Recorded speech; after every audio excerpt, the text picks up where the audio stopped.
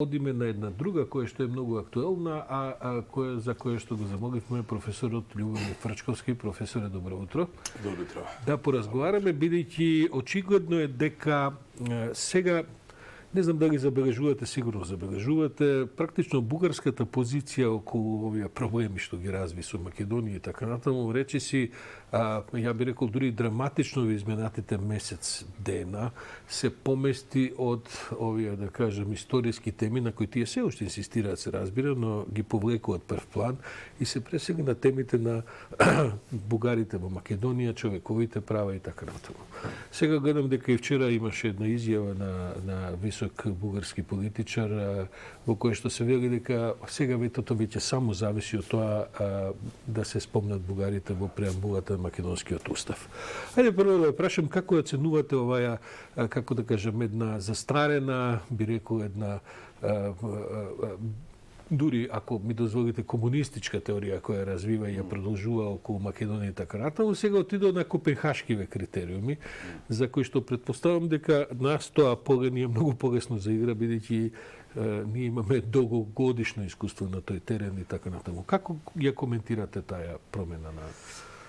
Па прво и основно, тој гест, генерален гест према Македонија и Бугарија на голема нивна стратешка грешка, која вака долго ќе се впива во еднината, може и некои илузни ќе остани во нашата политичка култура на однос кон нив. Меѓутоа, очекувано се поместува во овој правец кој го споменавте, тоа е човекови права. Сега гледате, кај нас се развива обратно. Кај нас како почувствуваа дека работата оди кон можно решение, атмосферата стана потоксично националистичка. Сега одеднаш тие што молчеа комплетно, почна да се јавуваат као проблеми, па што и ако се спомене македонскиот јазик, кога бил кодификуван. Па сега не може да се отвара преамбулата, одеднаш политички став на ВМРО да не се отвара преамбулата. Иако првично реагира многу конструктивно, вклучувајќи ги ВМРО, па и серија, да кажем вака, на по-проминентни националисти, не им беше проблем тоа да се направи. Сега некако го затврдуваат. И националисти и овие токсични левичари кои во меѓувреме станаа националисти. Исто така, цела една групација е обратна во таа смисла, едноставно е антивладина по секоја основа, посебно гледајќи дека целата работа може да се заврши успешно баш во оној период во кој они го предвидуваат тоа негде до кај јуни и веројатно ќе се заврши. Потоа се случува уште нешто што не сме да го дозволат извршната власт, тоа е обид парламентарната поделена власт да влезе во вршење на дворешната политика, што е било катастрофално решение. Тој начин на отварање на дворешната политика и влез на парламентот, односно влез на та комплетна транспарентност, под наводници транспарентност, е тотално контрапродуктивна во дипломатијата. Мислите на ова инсистирање работите да се разговараат во парламентот, Антонио Милошевиќ си биде главниот таму говорник? Да, и ова секоја стапка да се проверува и да се мери во однос на тоа и да се дискутира внатре во парламентот, апсурдна ситуација. Тоа прво, ако сакате да не се реши проблемот, тоа го правите намерно. Го отварате за референдум, за таков тип на дебата. Значи, дипломатијата е работа пред се на извршната власт. Таа треба да се ја заврши таква. Тоа завршува на крајот на приказната во парламентот, кога е готова приказната, дебата околу тоа дал не генерално пакетот ќе се прифати. Тоа да, меѓутоа, вако влез. Тоа се направи исто со темата на што работи председателот и неговите надлежности, влез на парламентот. Сега ова е втора дебата, да ме као важно е прашањето. Влез на парламентот. Не, тука треба да пресече извршната власт. Извршната власт, посебно министерот за надворешни работи не сме да даа ветувања, дојдите кај мене у кабинет, ја ќе ви ги кажам тие работи, нема тука што да се каже. Таа приказна ќе ја води и ќе ја преговара извршната власт, ќе ја заврши и потоа ќе расправа за тој пакет. Дали бугарите тоа го направиле у парламент? Не, тоа за нас не е важно. Тука има поделена власт, согласно уставот, тоа е парламентарен систем и голема штета е ако влезе ова наводно демократско отварање во надворешната политика. Тоа ги опропасти, ќе ја блокира, ќе направи од неа пазар и место за едно токсично повраќање на сите можни антивладини и од владата веројатно ќе се бранат антиопозициони дебати, тоа во основа ќе упропасти политика. Сепак, имате ли чувство дека тоа може би се прави заради неопходноста, ако се решава проблемот и кога би се решал исто така битна таа динамика, треба да се отвара уставот. А уставот да се отвара е зафат, вие сте еден од творици на првиот устав, знаете колку е тоа компликуван зафат и тоа не може без некаков консензус, барем на политичко ниво, дека треба да се прави во парламентот. Не е ли тоа тој влез, оваа концесија што прави извршната власт околу дискутирање и во парламентот заради ова согледување дека кога тогаш ќе заврши во парламентот? Да, меѓутоа не е тоа поврзано со операцијата на менување на уставот, тоа е поврзано повеќе со една грижа на совест на извршната власт дека работи едно важно национално прашање и просто има она што се нарекува trembling hand, односно треперење на раката кога се врши таа операција и од таа грижа, односно тоа чувство на одговорност, па и да речам вина, станува пообзирна него што треба да биде, односно веќе се обидува, може да и наштети на својата уставна позиција извршната власт. Мислам дека да бидат јасни, начисто, одговорноста они мора да ја носат, не може да избегнат со делење на одговорноста со масите народни, не може тоа извршната власт, као што беше кај Преспанскиот договор, мора да понесе одговорност. Бугарите во основа се подготвуваат за тоа, значи Петко се обидува таа одговорност да ја понесе со една нова екипа и со едно исто така дамфирање на тој процес во нивниот парламент. Тоа е една работа, значи чувството на тежината им ја тресе раката, не треба тоа да го прават, бидејќи ако почувствуваат во таа смисла токсичноста на националистичка ќе се зголеми, нема да се намали. Ако ја почна да ја дела таа приказна, кога ние не сме, видите, вие се е окей, не, треба да знаат дека е окей и да ја понесат одговорноста. За тоа, мислам дека тоа ќе излезе триумфално на крај, ако издржат. Тоа му се исплатеше на Заев, он ги доби изборите после Преспанскиот, што е многу ретко за левичар, кој прво ја решил идентитетски проблем, па потоа ги добил изборите. Ги добил изборите со да, па ја мислам дека тоа е единствен случај во историјата на решавање на тие идентитетски проблеми така да помине лидер на левица.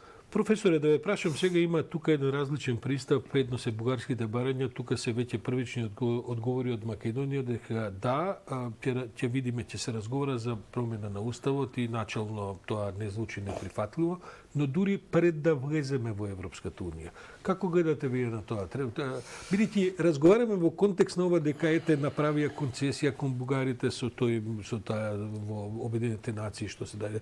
Не можеме воопшто оваа дилема која веројатно Димитров најмногу ја наметна, дали треба се одеднаш на куп да се решава или може парцијално со одредени попусти ваму таму концесии да се стигне од целта? Што би била вашата стратегија? Од и ова истото тоа прашање, дали ќе ако влеземе во решавање би влегле тогаш во една релативно брза промена на уставот, значи тоа исто ќе разговараме што тоа значи колку брзо, или тоа би се оставило за 10 години пред да влеземе во Европската унија? Значи вака, она што ќе треба да се реши, па не брзо, али соодветно брзо, е прифаќање на решенијата во пакетот 4+1.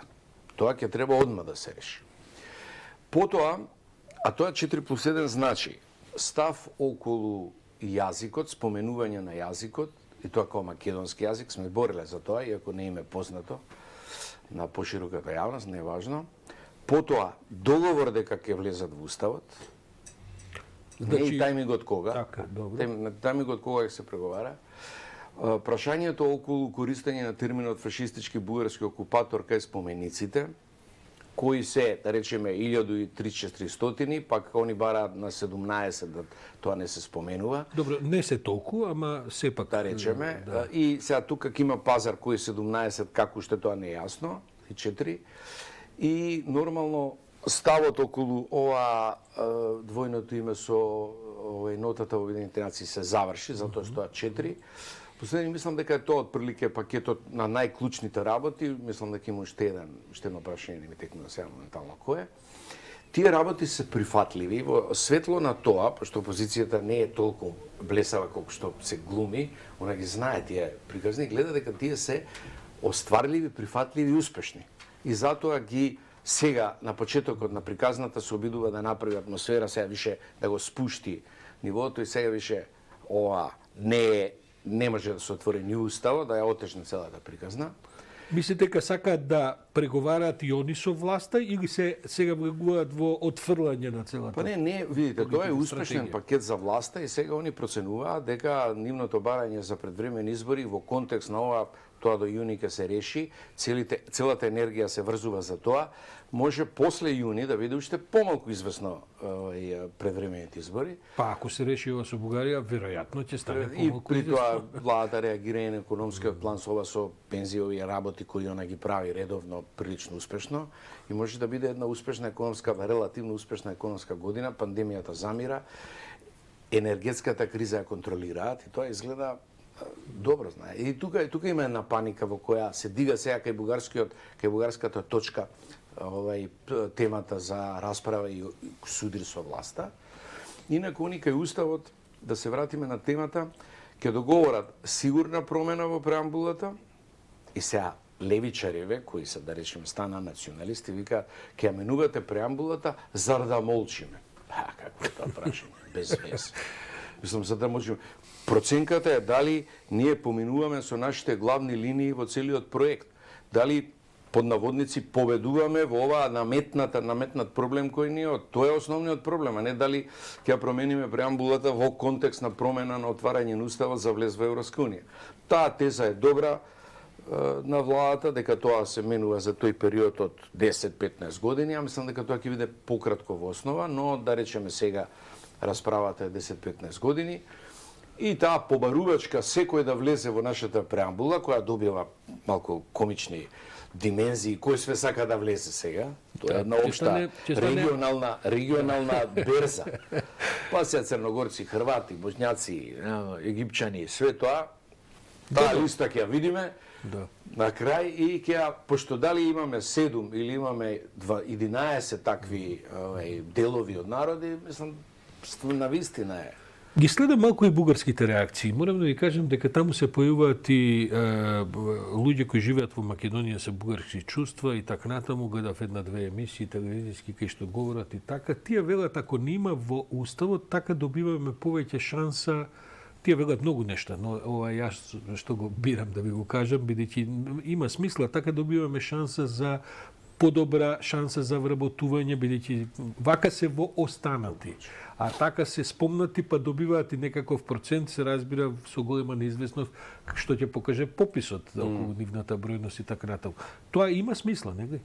Па има смисла ако се оди по таков некој клуч, ако внимаваат, а ние имаме таква една инклузивен принцип после Охридскиот договор, кој важи и за сите, иако тој пред се го исцрпе албанците, да речеме ромите се жалат, турците се жалат дека се као рестало тоа, но тој принцип важи за сите. Што значи еднаш кога имате таква кота, околу неа се организирате подобро и подобро.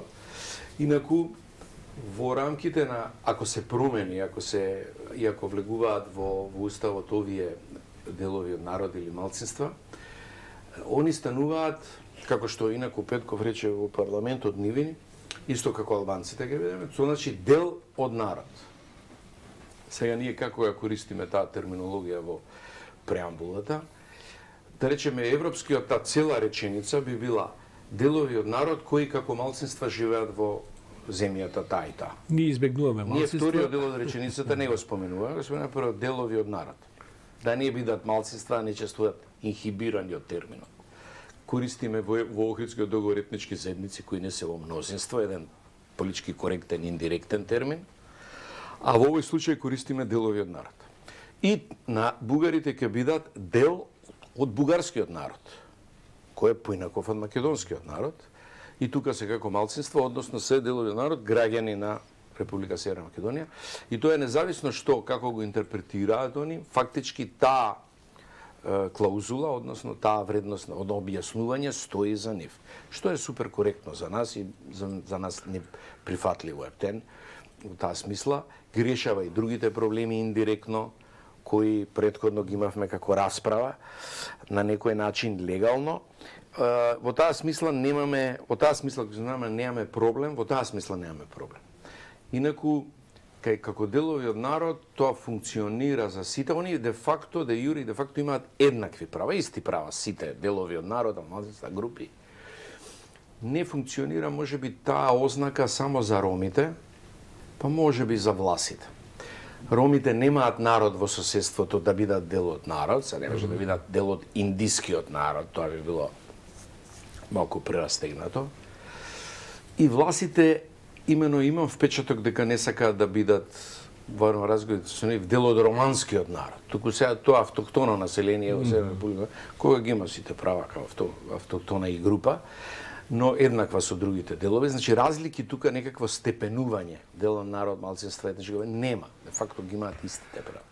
Дали не се компликува сега ситуацијата со ова, морам да кажем, помалку изненадувачки изјава на Артан Груби од завчера, кој вели дека како да не, нема проблем, ќе го отвориме уставот за бугарите да влезат во него и другите, но ние албанците имаме сега и други барања кога веќе го отвараме уставот, да се ревидираат, да се поништи овој 20% заедниците помали и така натаму и така натаму. Дали тоа ќе искомпликува сега целата работа и дали сега не се отвара всушност еден момент за пазарење за се и се што, ако кој уште колку такви ќе се јават моменти од други политички сили, фактори, страни и така. Тоа се главно се националистички, би рекол, некакви ветришта, меѓутоа дали тоа нема да го стопира решењето со бугарите? Знаете што, тоа не треба така се гледа. Во дипломатијата по некој пат интегрален колач на масата може да биде предност. Значи, кога веќе е свадба, тогаш музика мора да има и дајте сите што ставате на маса, тоа може нас да ни помогне во една вешта дипломатска операција, дека отварањето уставот е тешка работа, дека тоа не е онака баш на тапан да го отвориме кога сакаме ние, па еве само тоа да го ставиме. Еве се има други проблеми, тоа оди значи потешко, тоа е елемент во кој можете да го користите во дипломатска работа. Не треба да се гледа. Се може да се гледа од аспект на шанса и проблем. Во овој случај нека ги пуштат сите барања, окей, ако имаат они потреба да го према своето гласачко тело тоа да го извадат, они иначе сакаат, тоа е стара една теза дека принципелниот став припадници на етнички групи кои се најмалку 20%, а се само албанците, зашто да не се спомена директно албанците, туку индиректно етнички групи кои се најмалку 20%, тоа е нивното барање. Груби формулираше дека би сакале да се укине 20%.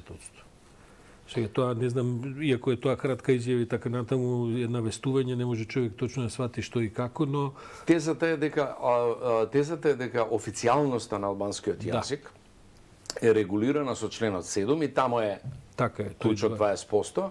И таа официјалност вака стои името тие техники на двојни толкувања. Они го третираат албанскиот јазик стана официјален точка. Океј. И тоа е за нив окей, они го тоа продаваат кај своите и успешно функционира и тоа е во еден дел тачно. Меѓутоа тоа не е комплетно точно. Значи официјалниот јазик е официјален, но запирка согласно одредбата на член 7 во уставот. Различно, да речеме, помалку од официјалноста на македонскиот јазик, кој се користи во меѓународните односи и во дипломатијата и во секаде без услови во Република и така натака. Значи разликата се обидуваат преку укинување члено на 20% да ја намалат, фактички да стана тоа официјален јазик точка без нив. Мислам дека тоа исто така нема да помине, бидејќи Охридскиот договор е сега некаква алфа и омега и во дел на уставните промени, за меѓународната јавност и за албанците, така што сега ќе видат фактички македонците колку е важен Охридскиот договор. За нив де факто. Професоре, да ве прашам уште и околу технологијата. Што значи отворање на уставот? Колку би траел тој процес? Има ли, ќе трае ли тоа со месеци? Мислам, секако полемиките и сите можни дебати јавни ќе си траат и така натаму. Но фактички во самото собрание, колку би требало да трае тој процес на отварање на преамбулата, договарање нови и така натаму и евентуални решенија? Да, тој процес може да трае и може да биде исто така краток и долг. Краток беше, како што знаете, за промената кај Охридскиот договор, супер кратко, па и краток беше кај Преспанскиот договор на промена околу што беше потребно околу името. Значи, политичкиот договор претходно е важен. Ако комплетот 4+1 заврши успешно, ако тој полека се прими како успешен, иако меѓународниот притисок околу успешноста, внатрешното, потоа еден момент ќе биде тогаш ќе биде транспарентност, ја прима дека тоа е окей, националистичкиот бранкен опадне и тогаш опозицијата нема да има позиција да блокира парламентот, нема да има зашто. Ја мислам дека тогаш пакетот ќе помине. Тоа зависи значи од тој политички од полека на решенијата од 4+1 низ овој период од години, фактички тоа не се малку, тоа се неколку години околу промената на уставот. Така што технички таа може да биде изведена иницијативата од владата или од председателот, whatever, поминува низ соодветните комисии, доаѓа у собранието, се завршува за таму има мала дискусија од оние тогаш ќе бидат мали остатоци у парламентот кои нешто као ќе се бунат и тоа ќе заврши релативно брзо. Значи од претходната прифаќање на 4+1 како успешен концепт ќе зависи брзината на тоа, иначе процедурално не е проблем. За крај, ви го читав последниот есеј за јазикот и за како јазикот е практично кафезот во кој што може да се живее, ако смеам да интерпретирам послободно, бидејќи тој не е само низ од символи, туку зад себе крие вредности и така натаму. Со една ваква разрешница и на ова со Бугарија и да речеме со падањето на тоа вето, ќе почне ли да омекнува овој, бидејќи вие тврдите дека националистичкиот јазик во Македонија оди кон фашизам, мислам дека дестинацијата му е таму. Ќе има ли зашто уште да се разговара на тие теми или ќе си продолжи таа дестинација без разлика како тече реалната политика? Па не, битно таа потреба ќе се промени битно, бидејќи оската околу која таа шипка околу која игра оваа стриптизета ќе исчезне одеднаш. И сега ќе мора поинаку да го постави делумно јазикот, затоа што нема да има таков директен предизвик. Македонците ќе останат сами. Сите ќе ги сакаат во основа, са има нова ситуација, ќе ги гушкаат. И европската перспектива ќе се отвара и во таа смисла они ќе мора да се завртат како во соба од огледала. Сегде кај што ќе се свртиш се нашите ликови искршени вака нака, значи ќе видиме дали не бива, како не бива, ќе мора да се организираме внатре и тогаш она, велам, она главна шипка околу која игра тој јазик ќе исчезне, он ќе остане носталгичен, бидејќи стравот кај македонците од отварање ќе остане. Ние сме мала нација и се судираме со поголеми народи при отварање на граници и тој страв ќе остане и тој ќе апелира на тој страв, но ќе нема вака директна оска на организација како што е некаков предизвик од страна. Професор Љубомир Фрчовски, декан на правниот факултет на ФОН, универзитетот, ви благодарам за овие значени интервенции утрински. Јас на линија би требал само уште малку да останеме на темата, да го имам колегата Драган Андоновски, директорот на МИА. Драган, добро утро. Добро утро. Некако од последнава посета, или можеби мене така ми се чини, само со една мала белешка помина отворањето на информативниот центар на МИА во Софија. Говорам за минато неделните случувања во Софија. Што точно се случи, бидејќи МИА го одбележа тоа, ама не видов дека и во другите медиуми може би доби потребното некакво внимание. Што се случи во Софија во однос на МИА? Па добро, ние присутна во Софија повеќе од година дена, заради тоа што ние ангажиравме наш дописник и тој речиси година и пол веќе работи, испрати информации и тоа ни е нам суштински најбитно. Значи размена на информации, проверени и точни информации. Прес-центарот дава една друга можност да работиме малку повеќе во тој што е медиумски дел, иако ги гледам дека другите колеги од Бугарија нешто сега сите почнуваат со, не знам, печатат книги, не знам, за браќата Миладиновци, па зборници, па историја на Македонија. Ние не се преткаме во тој дел, ние сакаме да се задржиме чисто на еснавскиот, професионалниот новинарски дел. Така да прес-центарот дозволува да веројатно ќе организираме и некакви трибини, меѓутоа пак ја кажам, во оној дел што е новинарски, би сакал да позборуваме малце за дезинформациите, за лажните вести, за говорот на омраза евентуално. Значи во таа насока се движиме, имаме простор, ние сме таму дел од културно-информативниот центар, познатиот КИЦ кој што функционира со години во Софија. Сега ние ќе придонесеме, мислам, повеќе во тој информативен дел, затоа што културниот дел совршено работи, она што го работи НАЦЕФ. И така да мислам дека ќе се надополнуваме и ќе функционира се тоа. Драгане, благодарам, затоа и сакав да се вклучиме. Јас ќе го искористам само уште малку професорот Фрчковски кој е се уште тука. Драган, благодарам, сакав да го истакнеме тоа, бидејќи мислам дека еве баш и околу целиот овој склоп на информации, дезинформации разговараме. Професоре, мене ми е веднаш после вестите председателката на Комисијата за заштита од дискриминација ми е гостинка, госпожата Бендевска. Како да го надминеме овој проблем во кој проблемите на одредени, ајде да избегнам да кажам збор малцинства, меѓутоа припадници на одредени етнички групи се решаваат само низ процедури. Кај нас во Македонија ние немаме процедурални случаи во кои што со исклучок на еден случај во комисијата, во кој што некој кој што се чувствува бугарин се пожелал дека бил дискриминиран. Бидејќи вака изгледа како да кажам, јас понекогаш велам како море без граници. Се жалиме, а нема никаков случај нигде кај што е пријавено, ама видите мене ми ги прекршија правата и така натаму. Има ли начин тоа да луѓето и да се поттикнат ако ги има и ако им ги кршат правата да пристапуваат? Па не верувам дека државата може да ги поттикне, но државата може да направи една иницијатива околу говорот на омраза. Прво ќе расчисти што е тоа, пошто многу широко се разбира и потоа е повредена на многу начини. И второ, ќе даде инструкција до своите служби и департмани дека ќе треба да се внимава на тоа, да не се сгреши околу тоа. Инструкција се прави. Кај судовите исто така. Во третманот на дискриминацијата, Врховниот суд ќе даде едно толкување, едно мислење стручно и целата приказна околу државната обврска да се внимава на тоа, на тој начин се прави, тие имаат средства и должни се тоа да го направат. Од друга страна, Комисијата за заштита од дискриминација може да се преку јавноста иницира, да се поттикне, да биде внимателна кон тие предлози кои доаѓаат кон неа, да биде повнимателно околу процедуралното ликвидирање, ова може, ова не може, на таа смисла.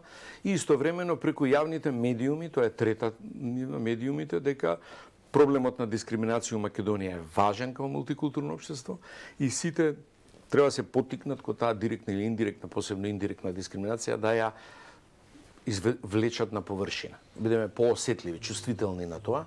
Ние не сме премногу тврди кон таа работа, морам да кажам, па споредено со соседите ние сме лепотани, но во секој случај мораме да бидеме поосетливи по таа ситуација. Тоа е три потеза: држава, комисија, медија. Ми се чини дека македонската јавност понекогаш е затечена од такви тврдења, бидејќи ние не сме имали искуства.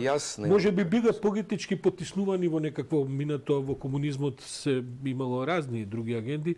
Меѓутоа ние се наоѓаме помалку и затечени кога ќе видиме кај председателот Раде во Бугарија се собрале македонски друштва, бугарски друштва, се извинувам, од Македонија, па се жалат, а ние не знаеме за ништо такво, барем овдека не било. Добро, тука има малку драма, малку можност за искористување. Океј, тоа, мислам, тоа треба да се разбере.